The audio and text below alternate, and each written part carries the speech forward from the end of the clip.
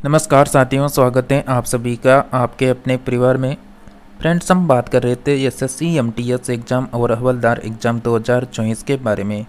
जैसा कि फ्रेंड्स आपको बता दें, हम आपको कंटिन्यू जो ओल्ड एग्ज़ाम में आए हुए प्रश्न थे वो तो लगातार करवाए रहे थे, और इसके अलावा जो आपका 2023 में जो एमटीएस हवलदार का एग्ज़ाम हुआ था ना, उसका पेपर सॉल्यूशन भी हमने करवा रखा है, तो आप प्ले लिस्ट में जाकर देख सकते हैं। मतलब प्रत्येक शिफ्ट का मतलब 1 सितंबर को एग्ज़ाम हुआ था आपका, उसकी 3 शिफ्ट में पेपर हुआ था, उसका सॉल्यूशन हो चुका है। 4 सितंबर को जो आपका पेपर हुआ उसकी भी तीनों शिफ्टों का पेपर सॉल्यूशन हो चुका, और 5 सितंबर की जो शिफ्ट थी उसकी भी तीनों जो शिफ्ट थी उसका पेपर सॉल्यूशन हो चुका है। लगभग मतलब 9 प्रैक्टिस सेट कर चुके हैं हम 2023 के, तो आप उनको प्ले लिस्ट में जाकर देख सकते हैं। और साथ में सीजीएल के प्रीवियस एग्ज़ाम के पेपर सॉल्यूशन भी वहाँ पर आपको प्ले लिस्ट में मिल जाएंगे अलग से, तो उनको भी आप अटेंड कर सकते हैं। और पेपर के जो जीके के जनरल अवेयरनेस के पर्सन आ रहे हैं उनको चेक कर सकते हैं कि किस लेवल के पर्सन हैं। तो फ्रेंड्स आपको बता दें, जैसा कि हम आपको आज की क्लास में आपके पेपर के अकॉर्डिंग जैसा कि 25% आपके एग्ज़ाम में आएंगे 75 नंबर के, तो उसी को ध्यान में रखकर हम 25% लेकर आए जो सभी सिलेक्टेड पर्सन हैं। फ्रेंड्स, अगर आप कंटिन्यू प्रैक्टिस सेट करना चाहते हैं ना, तो आप सभी इस काले कलर की पट्टी को दबा के चैनल को सब्सक्राइब कर लेना। अगर चैनल सब्सक्राइब रहेगा तो आप सभी को लगातार जो भी नए प्रैक्टिस सेट आते हैं उनका नोटिफिकेशन रोजाना मिलता रहेगा।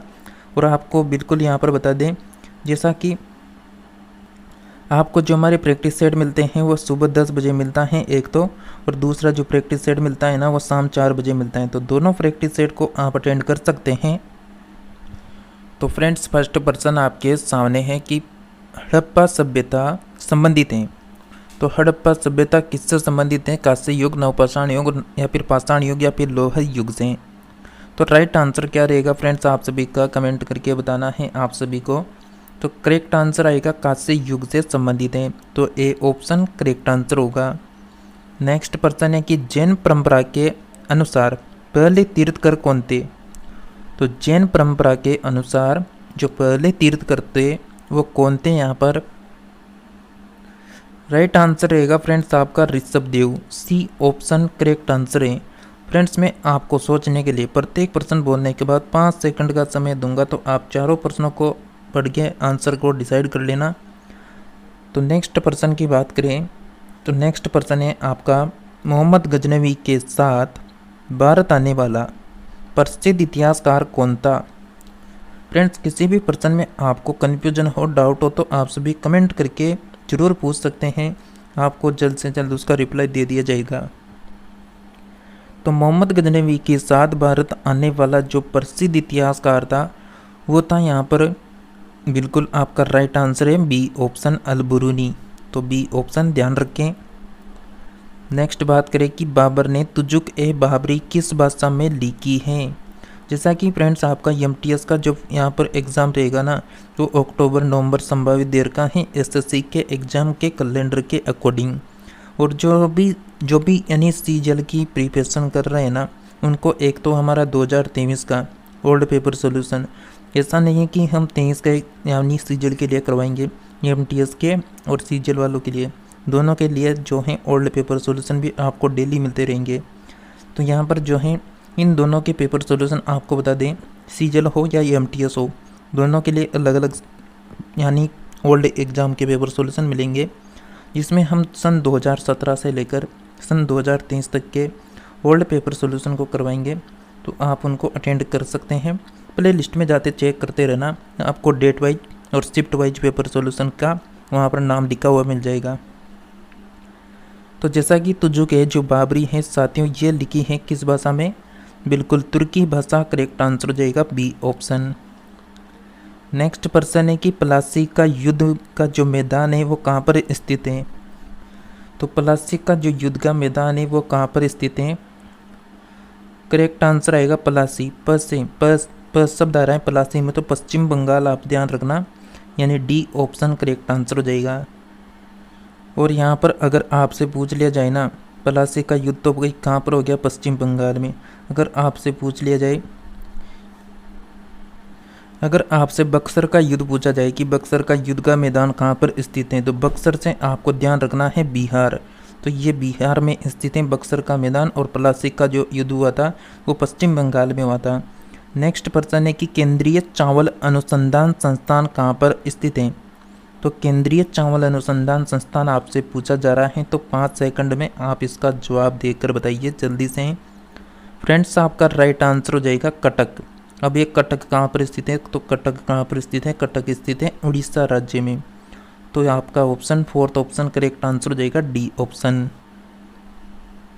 नेक्स्ट है कि भारत का वह सबसे बड़ा बंदरगाह कौन सा है जो कुल यातायात के 5वें भाग को संभालता है। तो भारत का वह सबसे बड़ा बंदरगाह कौन सा है जो कुल यातायात के 5वें भाग को संभालता है। राइट आंसर रहेगा फ्रेंड्स आप सभी का Bombay. C option is correct answer है। नेक्स्ट है कि अंकलेश्वर किसके लिए जाना जाता है। तो अंकलेश्वर किसके लिए जाना जाता है, राइट आंसर हो जाएगा जैसा कि बिल्कुल तेल के लिए जाना जाता है, तो तेल क्षेत्र के लिए अंकलेश्वर को जाना जाता है। डी ऑप्शन करेक्ट आंसर है। नेक्स्ट प्रश्न है कि लक्षद्वीप के लोग निम्नलिखित में से कौन सी भाषा बोलते हैं। तो लक्षद्वीप के लोग कौन सी भाषा बोलते हैं फ्रेंड्स, राइट आंसर बताइए। मलयालम आपका राइट आंसर हो जाएगा ए ऑप्शन। नेक्स्ट है कि दिया सलाई में प्रयोग किया जाने वाला फास्फोरस का अपर रूप होता है। फ्रेंड्स अगर आप सीजल की प्रिपरेशन भी कर रहे हैं ना, तो भी हम आपको सीजल का जो पेपर सॉल्यूशन आता है, प्रैक्टिस सेट आता है, उसका टाइमिंग आपको बताते हैं। जैसा कि आपको बता दें उसका टाइम, तो सीजल का जो प्रैक्टिस सेट आएगा आपके लिए वह आएगा सुबह 8 बजे। तो सुबह 8 बजे सीजल के प्रैक्टिस सेट को भी आप अटेंड करें। उसमें 25% रहेंगे किसके, जनरल अवेयरनेस के रहेंगे। तो यहाँ पर जो दूसरा प्रैक्टिस सेट आएगा सीजल एग्ज़ाम के लिए वो आएगा 2 बजे। तो 4 प्रैक्टिस सेट आपको डेली मिल रहे हैं, मतलब आपके डेली के जो हैं 100% यानी 100% कवर होंगे। तो 100% आप बिल्कुल इन छोटी छोटी डेमो क्लासों की तरह इनको देख सकते हैं। मात्र 10 से 12 मिनट की क्लास होती है जिसमें आपको 25% कवर करवा दिए जाते हैं। तो चारों जो क्लासें आती हैं उनको अटेंड जरूर करें क्योंकि सभी सिलेक्टेड पर्सन हैं। तो आप सभी का करेक्ट आंसर क्या रहेगा, जो दिया सलाई होता है उसमें प्रयोग किया गया फास्फोरस का जो अपर रूप होता है ना, वो होता है लाल phosphorus, red phosphorus correct answer हो जाएगा। तो बी ऑप्शन करेक्ट आंसर है। नेक्स्ट है कि जवर नियंत्रण में सहायक औषधि कौन सी है। तो जवर नियंत्रण में जो सहायक औषधि रहेगी वो कौन सी रहेगी, करेक्ट आंसर रहेगा फ्रेंड्स आप सभी का जो जवर नियंत्रण जो सहायक औषधि है वो है पैरासीटामोल। और पैरासीटामोल का उपयोग आप सभी को पता है ये किस किस के लिए उपयोग होती है, मतलब ये सभी बीमारी को मेट सकती है। मतलब जैसे कोई बुखार हो चुका हो, काशी हो चुका हो, जुकाम हो, सिर दर्द हो या पेट दर्द हो, मतलब पैरासीटामोल जो हो टेबलेट हैं ये सभी की यानी सभी बीमारी के लिए इम्पोर्टेंट है, मतलब छोटी मोटी जो बीमारी है उन सभी के लिए। नेक्स्ट पर्सन की बात करें तो नेक्स्ट पर्सन है कि वनस्पति तेलों का घी में परिवर्तन किससे होता है। तो वनस्पति तेलों में जो घी का परिवर्तन है वह किससे होता है, राइट आंसर रहेगा बिल्कुल हाइड्रोजनीकरण द्वारा होता है। तो डी ऑप्शन करेक्ट आंसर है। नेक्स्ट पर्सन है कि समुद्री शैवाल में क्या होता है। जो समुद्री शैवाल होते हैं उनमें क्या होता है। तो समुद्री जो शैवाल होते हैं फ्रेंड्स उसमें होता है आयोडाइड। बी ऑप्शन आपका करेक्ट आंसर है। फ्रेंड्स आप सभी क्लास को क्या करते रहें, लाइक करते रहें और चैनल को सब्सक्राइब करके फ्रेंड्स को क्लास को जल्द से जल्द शेयर कर दें। नेक्स्ट पर्सन की बात करें, इस पर्सन का answer option number B correct answer होगा। नेक्स्ट पर्सन है कि सेल्यूलोज। सेल्यूलोज निम्नलिखित में से किसका मुख्य घटक है। तो सेल्यूलोज किसका घटक है फ्रेंड्स बताइए। करेक्ट आंसर हो जाएगा कोशिका भित्ति का। तो ए ऑप्शन करेक्ट आंसर है। नेक्स्ट है कि भ्रूण विकास के लिए निम्नलिखित में से किस अंग के द्वारा खाद्य की आपूर्ति की जाती है। तो खाद्य आपूर्ति की जाती है, बिल्कुल करेक्ट आंसर रहेगा गर्भाशय। ए ऑप्शन करेक्ट आंसर होगा।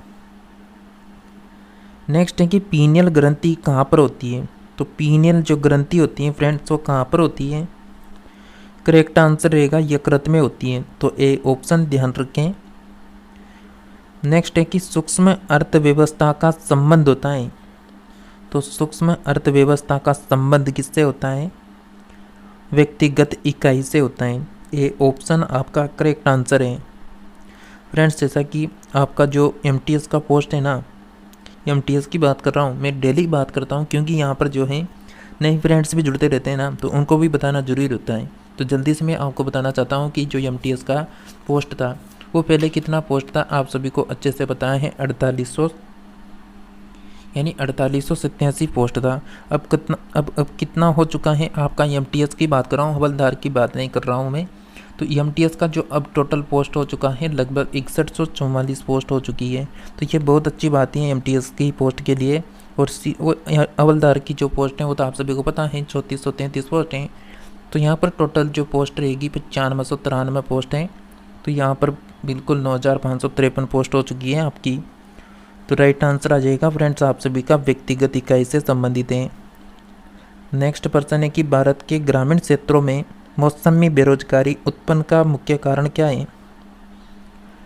तो ग्रामीण क्षेत्रों की बात हो रही है, तो यहाँ पर जो मौसमी बेरोजगारी उत्पन्न होने का जो प्रमुख कारण है वो कृषि की सामाजिक प्रकृति करेक्ट आंसर रहेगा। तो सी ऑप्शन ध्यान रखें। नेक्स्ट प्रश्न है कि मुस्लिम लीग के संविधान सभा का बहिष्कार क्यों किया?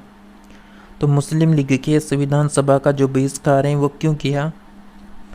करेक्ट आंसर रहेगा यानी वह मुसलमानों के लिए एक अलग से संविधान सभा चाहती थी। तो सी ऑप्शन करेक्ट आंसर होगा। नेक्स्ट है कि मछली किनकी रचना है? जो मछली है वह किनकी रचना है फ्रेंड्स यहाँ पर? तो फ्रेंड्स करेक्ट आंसर रहेगा जो मछली रचना है ना, ये विनोद कुमार शुक्ल की रचना है। तो ए ऑप्शन हमारा राइट आंसर है।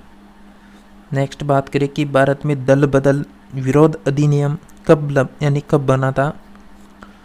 तो भारत में जो दल बदल विरोध अधिनियम है ना फ्रेंड्स, ये बना था ये बना था 1985 को, यानी बी ऑप्शन करेक्ट आंसर हो जाएगा आपका। नेक्स्ट है कि लघु ज्वार बाटा कब आता है?